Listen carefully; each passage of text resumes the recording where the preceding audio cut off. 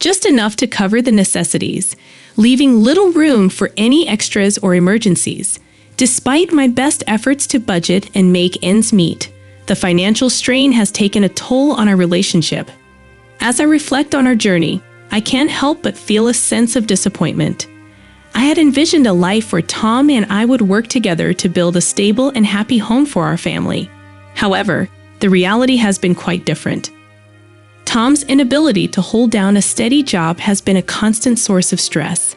While I understand that job markets can be unpredictable, his lack of commitment and reluctance to address the issue have only exacerbated our difficulties. It's not just about the money. It's about the sense of security and stability that comes with a reliable income. Over time, I've ended up carrying most of the responsibilities at home and for raising our child. I've had to juggle being a mom, provider, and taking care of the house. It's been tough, and I often feel overwhelmed. I had dreams of pursuing my passions, but those got put on hold due to the daily struggles of making ends meet. My 5-year-old daughter, Sophia, brings me strength and joy. Her innocent remarks sometimes make me think about our situation. When she mentioned Tom saying bye-bye, it got me thinking. Could even a child sense the instability in our family? As days passed, Sophia's words stuck with me. I started wondering about a life without Tom, imagining making decisions without worrying about money all the time. However, I couldn't ignore the fact that Tom is Sophia's father, and the impact of a divorce on her would be profound. Yet, I couldn't shake off the realization that staying in this situation might be equally detrimental to her well-being. One night, after putting Sophia to bed, I gathered the courage to talk to Tom about our finances. We sat in the softly lit living room, and I shared my worries about the money problems affecting our relationship. Surprisingly, Tom seemed genuinely open to the conversation.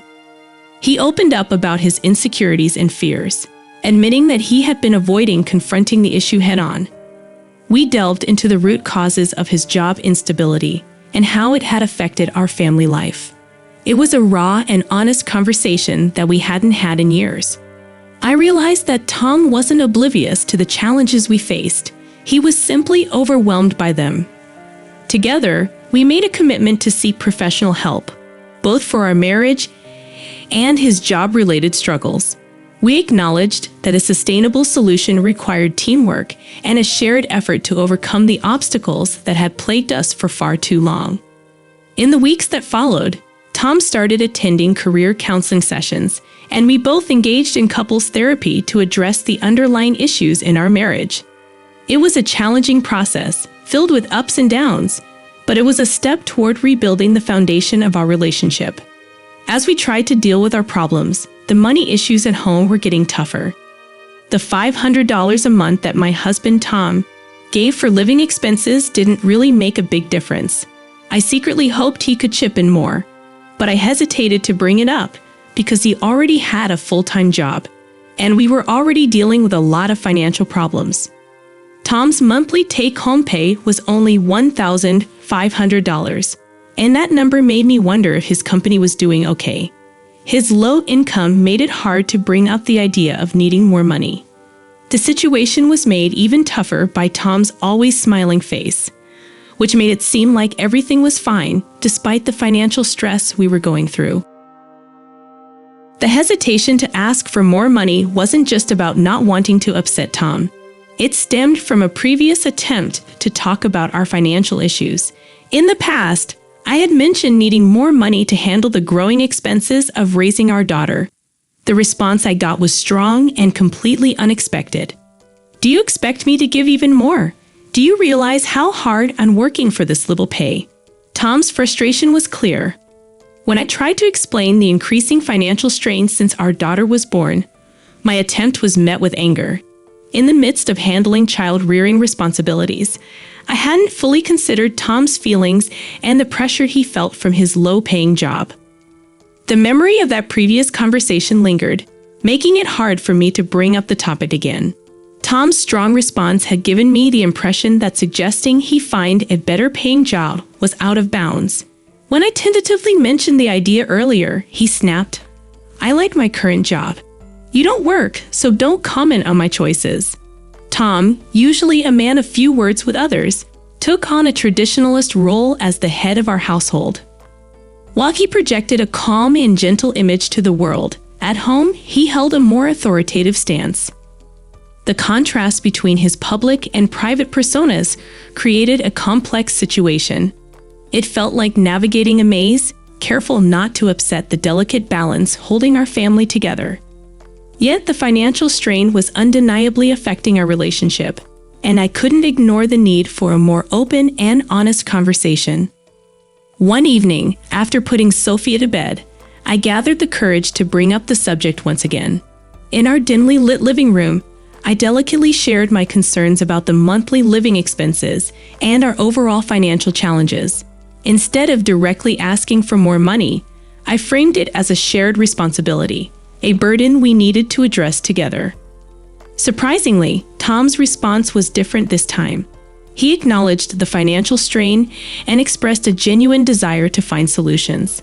The tension that marked our past conversations began to fade as we discussed potential ways to increase our income and manage expenses more efficiently. The conversation became a turning point in our relationship. Tom, recognizing the need for change, actively sought out opportunities for better paying positions. I, in turn, explored ways to contribute to our financial stability without compromising my role as a mother.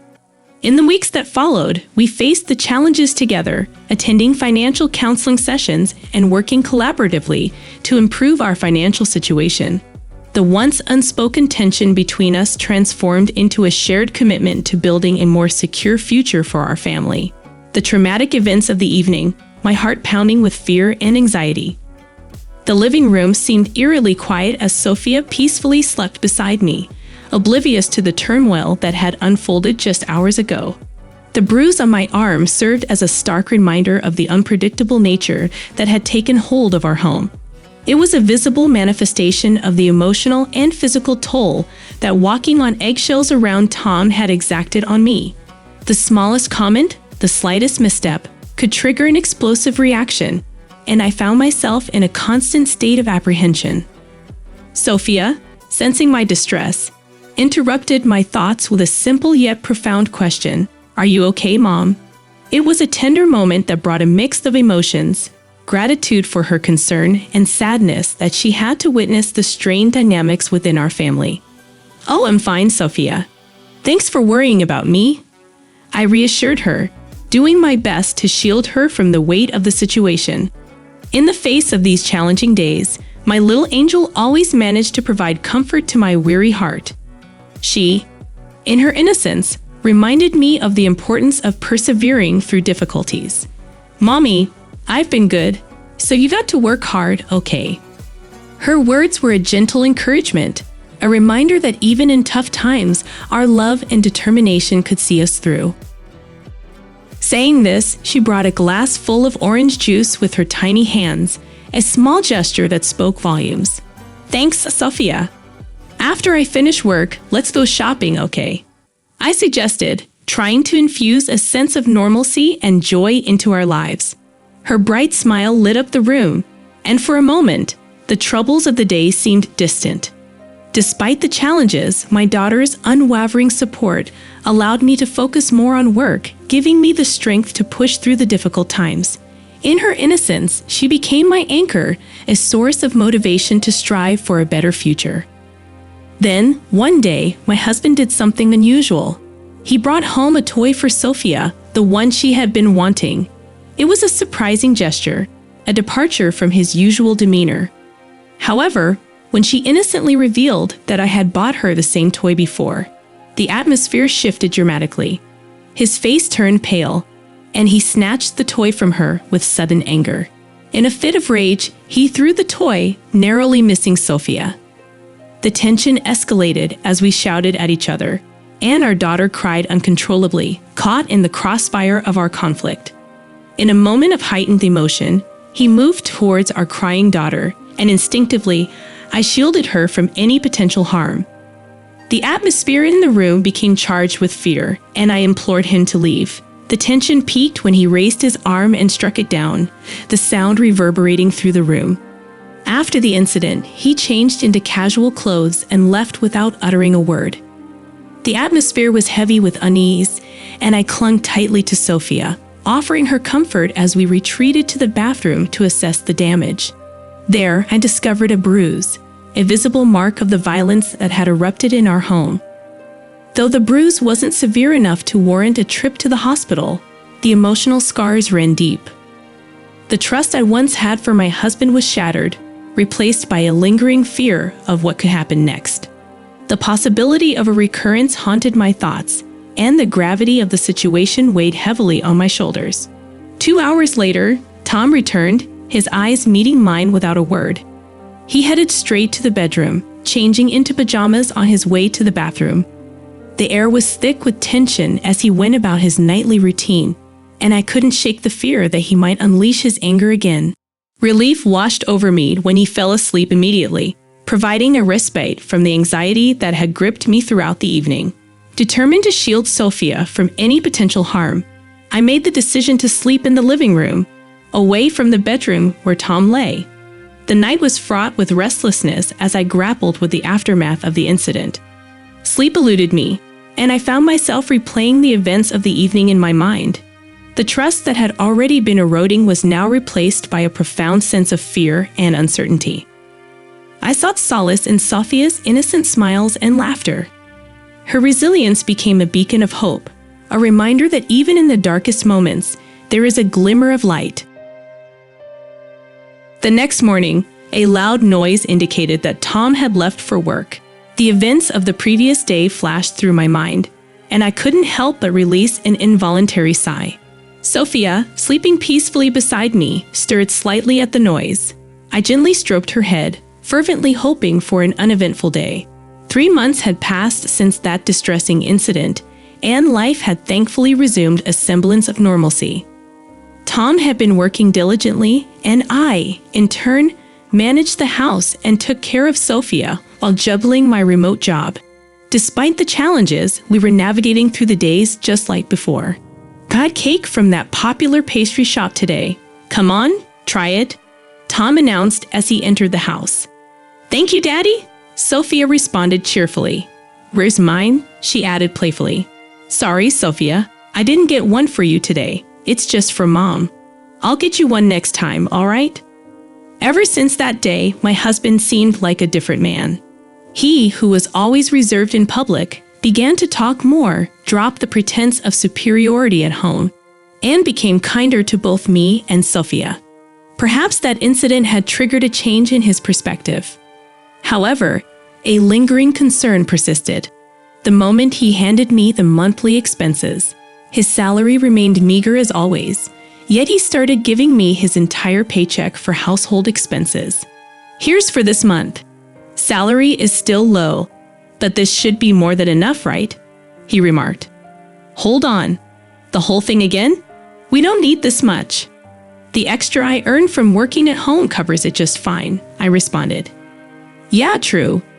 But hey, I'm the breadwinner of this family, right? If I only gave like $500 for expenses, wouldn't that be embarrassing? People would laugh if they knew. It's off-putting. Despite the positive changes in his behavior, this particular moment left me feeling an indescribable unease. His insistence on giving more than necessary raised questions, and a sense of discomfort settled in the air. Dad, let's play together. Sophia's voice broke the tension, providing a temporary distraction. It's been a while. Sure. What do you want to do? Tom responded, seemingly eager to engage with Sophia. The scene unfolding before me was a sight I hadn't witnessed in a long time. Once my husband and Sophia used to play together every day. However, after that incident, Sophia had kept her distance from him. It was surprising to see her, who had been avoiding her father, now inviting him to play. As they headed to Sophia's room, she glanced back at me for just a moment. In her eyes, I saw a plea, a silent request for understanding or reassurance. It was a fleeting moment that left me with a sense of unease. An hour later, Sophia returned to the living room. She informed me that her father would be going on a business trip. "Mom, Dad said he's going on a business trip from tomorrow," Sophia shared. A business trip? He didn't mention anything to me. He always used to inform me whenever he was leaving for a business trip, but this time he hadn't. When my husband joined us in the living room, I inquired about the sudden trip. "It came up suddenly. It's quite far. This one's a crucial trip, and there are some secrets involved," he explained. I had never heard of a secret business trip, and his inconsistent explanations left me feeling uneasy. The next day, I went to bed early, hoping for a restful night. However, I was awakened by a clattering noise emanating from the living room. Peeking in, I found my husband getting ready for his business trip. "Sorry, did I wake you up?" he asked. "You're leaving already? It's only 5 a.m., I remarked, surprised by the early departure. "I'm just a low-ranking employee. I should be there earlier than others," he explained, brushing off my concern. As he hastily left for his business trip, an uneasy feeling settled in the pit of my stomach. Something about his behavior felt off, and a sense of foreboding lingered in the air. Still, I dismissed it as pre-trip jitters and attempted to go back to sleep. Just as I was about to drift off, a clatter of noise echoed through the living room again. This time, it was our daughter who had woken up early. "You should divorce Dad now," she declared. Her words caught me off guard. Even for an adult, such a statement would be unexpected. I asked her to explain further, and she responded, "He's planning to say bye-bye to you." "Wait, bye-bye? Is that true?" Taken aback, I inquired more about her statement.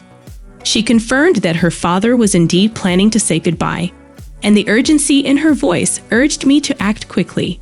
Despite the shock, I couldn't easily believe that my husband would contemplate such a drastic decision. Nevertheless, Sophia's eyes locked onto mine with an intensity that belied her young age. Her earnest gaze made it difficult to dismiss her words as mere imagination. "All right, Sophia, let's get ready right now," I said, deciding not to take any chances. We hastily packed our things and left the house. A few days later, I received a frantic call from my husband. "Hey, where are you? I came back from my trip and nobody's home. All your stuff's gone," he explained. The realization that I had left in response to Sophia's warning hit me. The urgency in her words and the sincerity in her eyes had propelled me to take swift action. As I listened to his distressed voice on the phone, I couldn't help but wonder about the truth behind Sophia's seemingly premonitory statement. The divorce process was emotionally challenging, and it forced me to confront the harsh reality that had been lurking beneath the surface. Sophia's words, though initially startling, had turned out to be a poignant wake-up call. The journey ahead would be tough, but I was determined to rebuild not only my life, but also ensure a stable and nurturing environment for Sophia. Anyway, what's going on? Welcome back. How was your trip? Must have been boring going all alone. What are you talking about? No use playing dumb. I know the business trip was a lie. All your business trips were lies. That's crazy. Why would I lie about a business trip? If you're so concerned, call the company. They'll set things straight. You'll see if I'm lying or if you're just paranoid. Oh, really? Should I call them? You think if you say that, I won't actually call? Is that why you're being so bold? But the thing is, I'm certain you're lying because I already checked with the company. They told me you've taken a 3-day break and asked if I hadn't heard about it. He let out a small gasp on the other end. My husband, who had left the house saying it was for a business trip, had been spending nights in his car, switching locations so nobody would spot him. Surprised, huh? My husband probably didn't think I'd go that far. Sure, the old me would have just believed what he said about his business trips and wouldn't have thought to call this company to verify. But this time, it's different, all thanks to our daughter. Sophia told me that your business trips were lies. What? Sophia? No way. The revelation hit him, and his attempt to deny the truth was met with a sense of certainty. Sophia's unexpected insight had unraveled the web of deception, exposing the lies that had been carefully woven into the fabric of our lives. Sophia, no way, there's no way Sophia would know that. You must have put that idea in her head, didn't you? That's impossible. You know as well as I do that even though Sophia's only 5, she's observant. She watches everything closely, including what we're doing and thinking. Despite being just 5, Sophia has a mature perspective, probably because of all the TV dramas I watch. She was always fussy as a baby. I thought she'd grow out of it, but with her it lasted longer and was worse than I ever imagined. During those times, I'd often watch TV dramas while trying to soothe her. Even now, as she's gotten older, she continues to watch them habitually, from the latest shows to old ones and even 2-hour mystery dramas. If she can't watch it all, she'll record it to watch later. Her love for dramas even surprises me at times. Because of this, her way of thinking and speaking has naturally matured. You said it before, didn't you? That as the head of the family, it's your job to protect us, that you know what's best for the family. I am the head of this household. I know you guys better than anyone. Well, then you must know what I'm going to say next. Of course. In that case, I don't hesitate to say, I'm going to divorce you. What? When I mentioned divorce, he naturally opposed it strongly. Divorce? Why, what don't you like about me? It's not about liking or disliking. I'm divorcing you to protect myself before you erase me. I don't get what you're saying. My husband suddenly grew silent, and I pressed on. If you don't get it, then let me explain it to you. It all started when Sophia told me she wanted us to get divorced. At first, I thought, divorce? Why? But right after that, when Sophia said, bye-bye, I realized she had picked it up from TV dramas. Sophia, who loves any and all TV shows, especially enjoyed mystery dramas. In those shows, there are almost always scenes where someone dies. After watching them, Sophia must have intuitively felt that causing someone pain and making them stop breathing was a bad thing. Every time one of those scenes played, she would say to me, "Hey mom, that lady just went bye-bye. And earlier, it was a man. Is that bad guy?" That's right. People who make others go bye-bye like that are bad. I see. In other words, when Sophia said bye-bye, she was talking about someone dying. And then she told me, Daddy's trying to make you go bye-bye. If I hadn't been watching those shows with her, I would have never understood her. Had I not spent quality time with Sophia, I wouldn't have caught on. And without a doubt, I would have ended up dead at the hands of my husband. You really think I'd do something like that? You must have said it because it's the truth, right? Cut the crap. Why the hell would I want to harm my own wife? And you believing something a 5-year-old says and then considering divorce? You've got to be kidding me. It seemed like arguing with him was futile at this point. I needed to show him undeniable evidence. If you're so adamant, I'll show you the evidence. Evidence of your attempt to take my life. I hung up the phone, then sent an image to him. Moments later, he called back. Why do you have this? Surprised. What I sent him was a detailed plan from his phone to end my life. When he returned from his business trip, he was going to take me and Sophia on a drive, drug us with a drink containing sleeping pills, leave us in the car, then pretend to be the one who found us. What's the point in showing me that now? Trying to threaten me with it? Even so, I ain't going to divorce you. I'm not as low as you to threaten you. If I did, people would think I'm just like you. What I did was tell the police everything along with all the evidence. The cops. Of course, you think I wouldn't do anything when my own husband's trying to kill me? Hearing about the police, he looked enraged and lunged at me. I tried to shut the front door in haste, but he forced it open with his strength. You think this is a joke? He was a completely different person, not the mild-mannered husband I knew. In the face of his raging strength, I felt helpless. Mama, from behind, I heard Sophia's voice. Looking back, I saw her trembling in fear but still looking at us. She's so scared. It's okay, sweetie.